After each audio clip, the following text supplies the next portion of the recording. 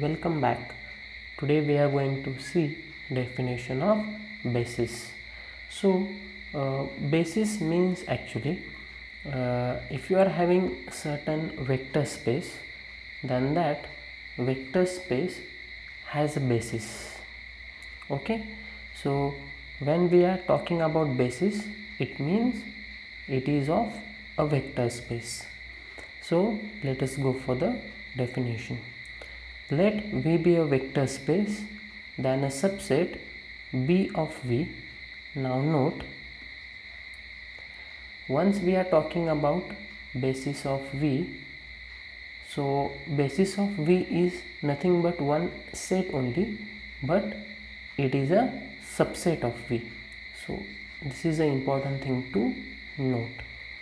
Subset B of V is said to be basis of V if first condition is B should be linearly independent and second condition is linear span of B is equal to V. Now you are already familiar with this. You are also familiar with linear span of B. Now in the last class I have already told you that this linear span of B is a subspace of what? It is a subspace of V. So therefore linear span of B is always a subset of V. So this is always true. Okay. So this is always true provided your B is a subset of V. So only we are supposed to think of what? V is a subset of linear span of B or not.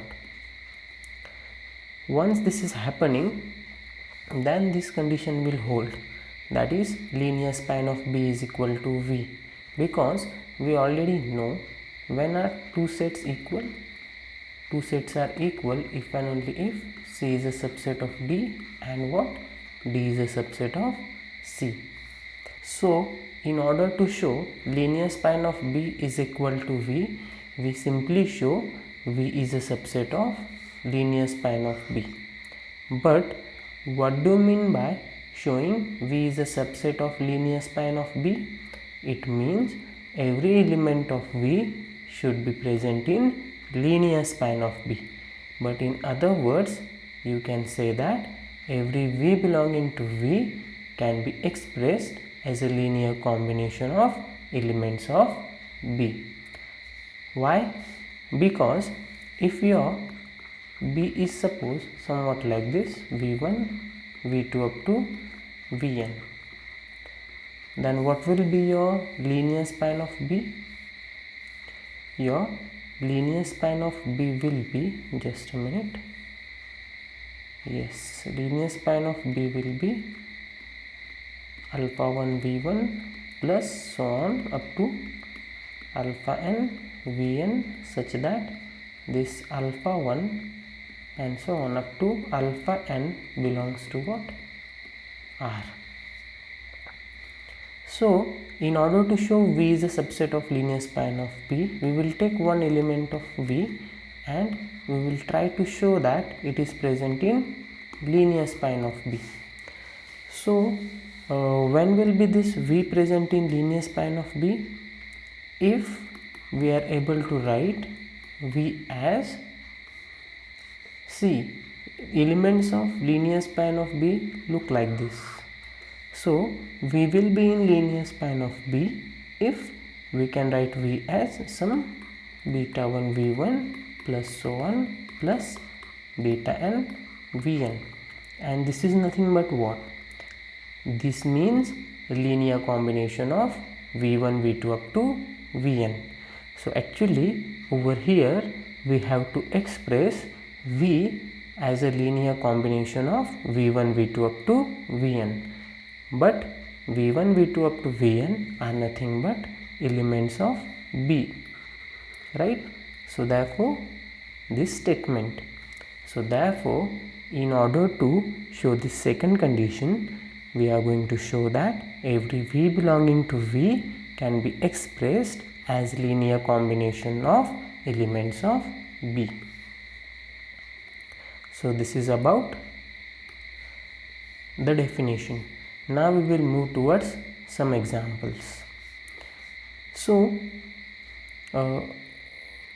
in first example, our vector space is R2 and we have to check which of these following sets are basis of R2. So when these sets will be basis of R2, the first condition is these sets first of all should be subset of what? R2. That is very much important. Okay. But in this case, one can easily see that all the sets are subsets of R2. So now we will move towards the two conditions that we have discussed just now. But before that, note how do elements of R2 look like? They are of the form set of all xy such that x belongs to R and y belongs to R. Right? So now we will check whether this S1 is a basis of R2 or not.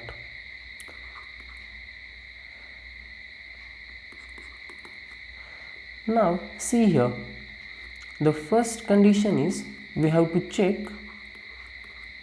linear independence of this S1. Now one can easily show that this S1 is linearly independent. You can try it yourself. So directly I will go forward the second condition. So in the second condition we have to show every V belonging to R2 can be expressed as a linear combination of this 1 0 and 0 1. Now what do you mean by linear combination of 1 0 and 0 1? The elements of this type, right? Alpha 1 1 0 plus alpha 2 0 1. This is called as linear combination of 1 0 and 0 1. Now we have to show that, instead of showing I will say we have to check that, because right now we don't know whether it is a basis or not. It may be basis or it may not be. So we have to check whether every element of R2 can be expressed as a linear combination of 1 0 and 0 n, means in this form. Now we know element of R2 look like this. So I will say let xy is equal to, this is our linear combination, right? So alpha 1 1 0 plus alpha 2 0 1, where this alpha 1 and alpha 2 are real numbers. Now let us solve this one. So xy is equal to what? Alpha 1 alpha 2, and after comparison you can see that alpha 1 is x and alpha 2 is y. So I will call this as star. So from star what you are having, xy is equal to x 1 0 plus y times 0 1. I have simply used this values of alpha 1 and alpha 2 in star. Now you can easily see that this xy has been expressed as a linear combination of 1 0 and 0 1. You can verify that easily. How you can verify it? You just simply do the calculations. Okay, verification part. If I do the calculation of x10 plus y01, you will see that this is xy, and that is nothing but what? This is RHS, and this is nothing but our LHS. So therefore the second condition is also satisfied for this set S1, therefore S1 is a basis. Now we will go for set S2. Now note, first of all we have to check whether it is linearly independent or not. Now note one thing, you can easily see that these two vectors are scalar multiples of each other. Means if I multiply this element by 2, then I am getting this second element of our set. It means that this set is linearly dependent. Okay.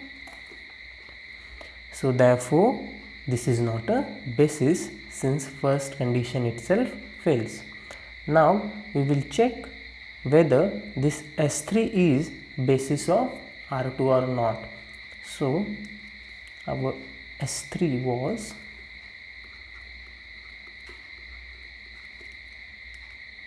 one, 3, 4, 3.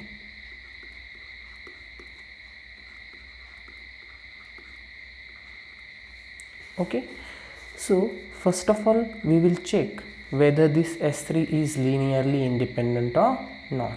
Now in order to check linear independence, what I will say, let alpha 1 1 3 plus alpha 2 4 3 is equal to 0, 0, where this alpha 1 and alpha 2 are some real numbers.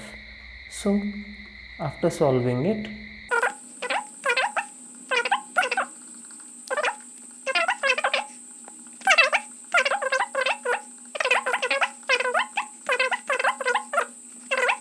now one can easily solve these two equations, and you can see that this alpha 1 and alpha 2 is equal to 0. So this calculation part you can do it yourself. So therefore what can I say, this S3 is linearly independent. I will call it as sum 1. Now we have checked the linear independence. Now we have to check the the second condition. So we have to check whether every element of R2 can be expressed as a linear combination of 1 3 and 4 3. So what will be linear combination of 1 3 and 4 3? It will be, I will write it here, alpha 1 1 3 plus alpha 2 4 3. This is linear combination of 1 3 and 4 3.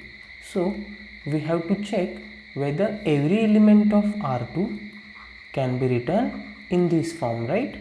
And you know this is how elements of R2 look like. So I'll say let xy is equal to this. Now we have to find these values of alpha 1 and alpha 2, and then later on we will verify whether that values are right or not. So let us do it. So I will call it as some star. So which is equal to, I will do the calculations for right hand side. So I think I will get the same thing. So it will be alpha 1 plus 4 alpha 2 comma 3 alpha 1 plus 3 alpha 2.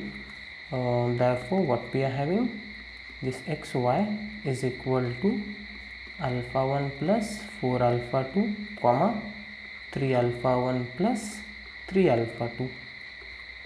So by comparing, therefore x is equal to alpha 1 plus 4 alpha 2 and y is equal to 3 alpha 1 plus 3 alpha 2.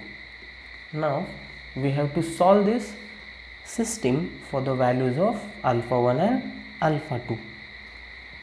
So I will multiply this equation by 3. So therefore you will get 3x is equal to 3 alpha 1 plus 12 alpha 2, and this is y, which is equal to 3 alpha 1 plus 3 alpha 2. Now after subtraction you will have 3x minus y over here, which is equal to, this is plus, this is minus, so this term will get cancelled out, and over you will have 12 alpha 2 minus 3 alpha 2, that is 9 alpha 2. So therefore, what is your value of alpha 2? That is 3x minus y upon 9.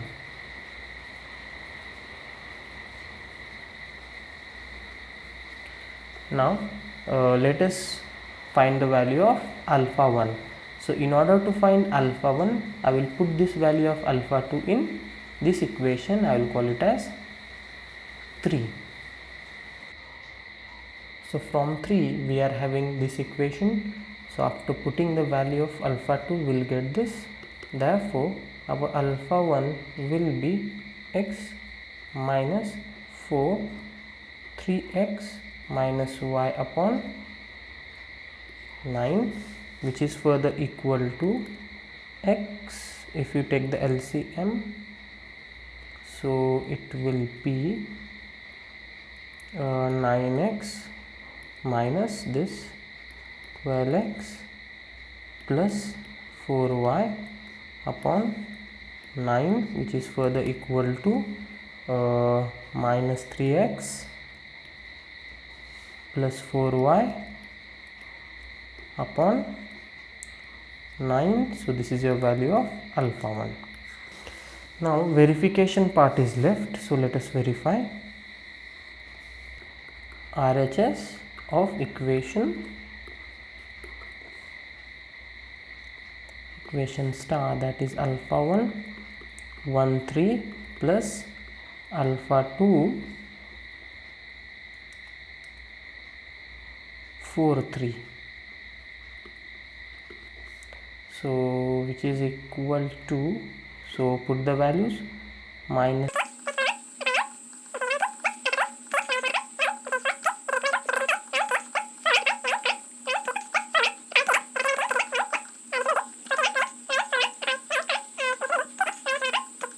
exponent wise addition. So minus 3x and plus 12x, it will be 9x. So 9x, this 4y minus 4y will get cancelled out. So 9x upon 9 comma, so minus 3x will get cancelled out. 4y minus y will be 3y upon y upon 3 actually.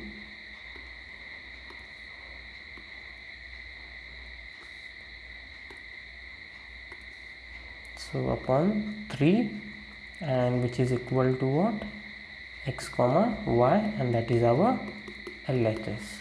So therefore the second condition is verified. Therefore we can say this linear span of, I think the set was S3 is equal to R2. So I will call it as sum